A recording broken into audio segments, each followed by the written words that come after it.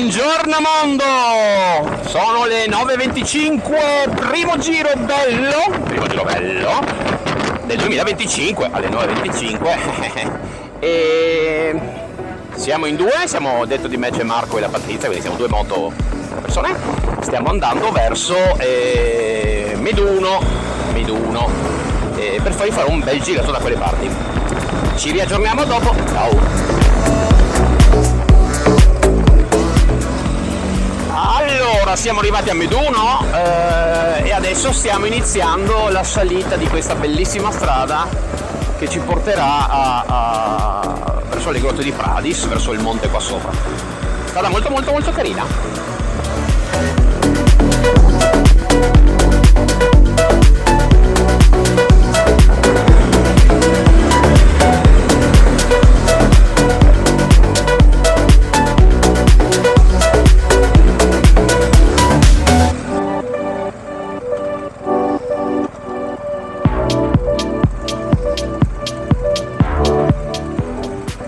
Carina, no? Adesso, se volete, vi faccio fare solo una deviazione perché andiamo praticamente lassù, da dove partono con gli... non so se... sì, c'è una vista e dopo dobbiamo però tornare.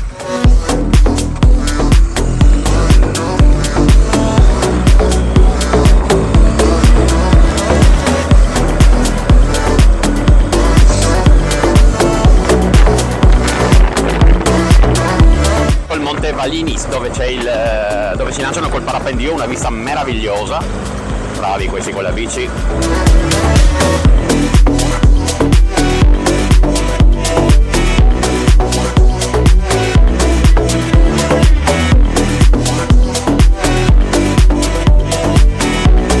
Stiamo scendendo giù dal monte. Adesso ritorniamo sulla strada principale e continuiamo il giro.